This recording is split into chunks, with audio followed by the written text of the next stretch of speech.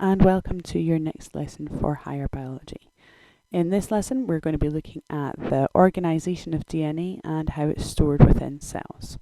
So the key things that you need to be aware of. First of all, you need to be able to describe the difference between what we mean by a prokaryotic cell and a eukaryotic cell. You need to be able to describe the chromosome structure of prokaryotic cells and how their DNA is packaged. You need to be able to name the additional cell structures which contain DNA. You need to describe the structure of eukaryotic chromosomes and how that DNA is packaged. And finally, you need to say why the chromosomes of yeast cells are a little bit special in comparison to either prokaryotes or eukaryotes. So first of all, what are we talking about when we refer to prokaryotes versus eukaryotes? Very simply, the section of the word karyote just means nucleus. So prokaryote means before nucleus. So any prokaryotic cell is a cell that doesn't have a nucleus contained within it. And that usually means that those organisms haven't evolved to include a nucleus within their cell. Eukaryotes, on the other hand, they have nucleuses inside them. It's not the only place they've got DNA in them, and we're going to look at that in a little while. But the difference primarily is that prokaryotic cells do not have a nucleus, whereas a normal eukaryotic cell does have a nucleus.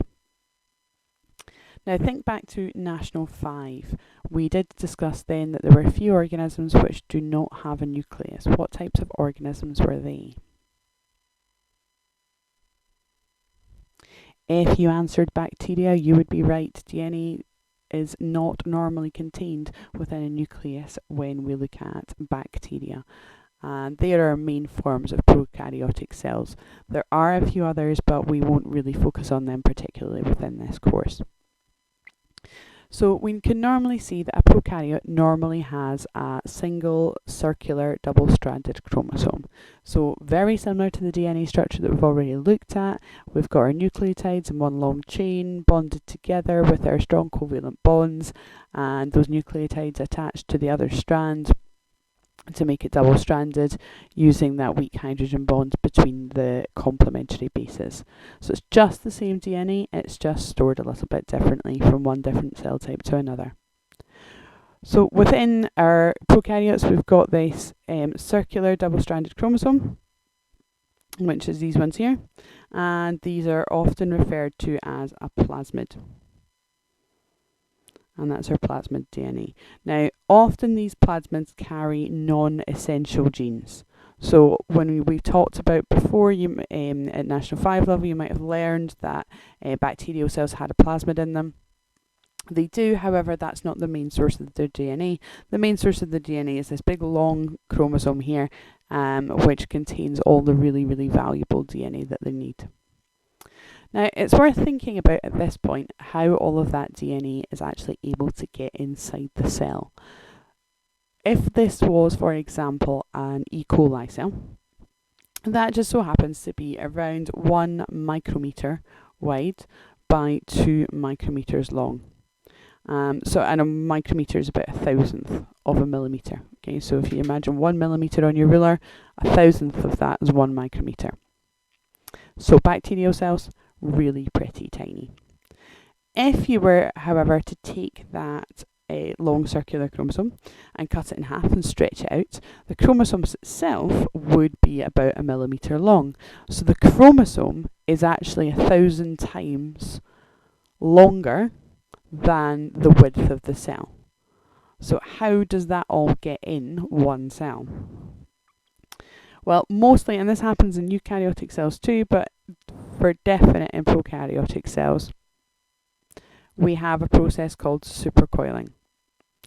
If you were to imagine our long circular chromosome of our prokaryotic cell is like a large elastic band. If you were to take your elastic band and hold it at both ends and start twisting it, it becomes smaller and smaller and smaller, starts twisting in itself until eventually we've narrowed it down until it's significantly smaller than it was to start with. This also helps it roll up into a smaller ball, which can help it get inside the cell as well. When we look at eukaryotic cells, they're a little bit different. As I said, eukaryotes have a nucleus in them. So we've known for some time that DNA is held within the nucleus. And you should also know that within that nucleus, or nuclear DNA, is packaged into chromosomes. However, in addition to this nuclear DNA, we have some extra sources of DNA within eukaryotes. If we were to look inside the mitochondria, you would discover some mitochondrial DNA, which again is present in circles of DNA, much smaller, much less frequent than our nuclear DNA, but it's there, and some of it we're not quite sure what it does yet, in all honesty. It's one of the major areas of research in biology just now. If you were to look at a eukaryotic cell which happened to be in a plant, it would also have chloroplast to help it with photosynthesis, and within the chloroplast we can also find that they've got some small circles of DNA as well. So some plant cells will obviously have both chloroplast and mitochondrial DNA as well as their nuclear DNA. However, obviously all non-green plant cells will just have the mitochondrial DNA. When we look at chromosomes in particular in eukaryotes, as I said, it does involve a little bit of supercoiling, but it's a little bit more complicated than that. Taking human chromosomes, if we were to take the length of DNA in one chromosome, it would be around 4 centimetres. Now, clearly, none of your cells are quite as big as 4 centimetres, and similarly we've got 46 chromosomes inside every single nucleus. So if we're going to take 46 chromosomes and times that by 4, you've got approximately 1.84 metres of DNA inside every cell of your body. So again, how are we getting all of that in there? The cell is packaging all of this DNA into chromosomes which are between 0.2 and 2 micrometers big. Now obviously this one is not to the scale compared to our single lengthened out chromosome over here, but if you were to imagine this size particularly here, you'd be able to get about 10,000 of these along the length of your fingernail. So that gives you an idea how we're able to get all of this to such a small size. So how's that actually going to happen? Well, there's a few different levels to this. You don't need to be able to remember every single level. There's 1 or 2 key things that you need to know about, which I'll make sure to tell you. And the rest of it just helps with your understanding of what's actually happening within the cell.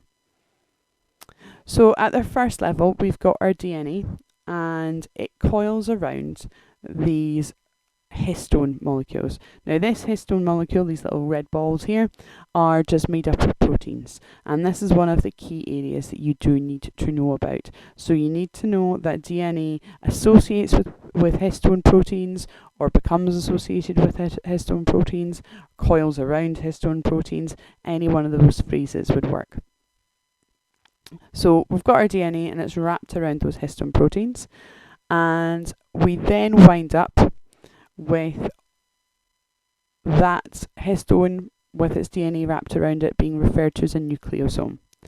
From that nucleosome, it's folded and condensed together into what's referred to as a thick chromatin fibre. You don't need to know that term particularly, you just need to know that the histone and the DNA together are nucleosomes, and they're going to be condensed a little bit further. That thick chromatin fibre then gets folded up in terms of loops to make it a little bit smaller, which gets folded even further to make our chromosomes, and eventually you wind up with this shape here. So as I said, you don't need to know too much of the details of these stages here, really. You just need to know that they exist. So the important part that you need to know about is this stage over here, when we're looking at our DNA to our nucleosomes, and then just knowing that it's condensed. So you've got your normal DNA molecule wrapping around these histone proteins to form nucleosomes. Then just knowing that the nucleosomes condense to form a chromosome would be enough information. You don't need to know the names of these terms. Lastly, we need to know what is a bit special about yeast in terms of its chromosomal DNA makeup. Well, yeast is a single-celled eukaryote, which is fairly rare. Most eukaryotes are more than one cell large. It has a nucleus, and it has nuclear DNA condensed within it, much in the same way as the DNA which we have already looked at. However, it additionally has circular plasmids contained within its cytoplasm in various different areas. So it makes it a little bit of a combination between a prokaryote and a eukaryote. It's got similar DNA contained within chromosomes of a nucleus. However, it can also have some plasmid DNA contained within its cytoplasm as well. So you should be able to tell me that a prokaryote and a eukaryote can be differed between because one has a nucleus and the other one doesn't.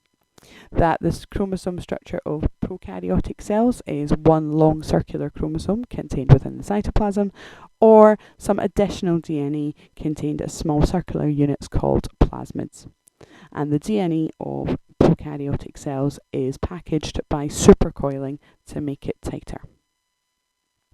The additional cell structures of eukaryotes which contain DNA are chloroplasts and mitochondria, and they contain DNA as small circular units. Within eukaryotic chromosomes, we've got long linear eukaryotic chromosomes, and that DNA is packaged by the DNA itself being wrapped around histone proteins to form nucleosomes. Those nucleosomes are then condensed further to form our chromosomes. And lastly, what's different about the chromosomes of yeast cells? Well, similar to both prokaryotes and eukaryotes, they may have DNA contained within their nucleus, and they might also have circular plasmids floating around the cytoplasm.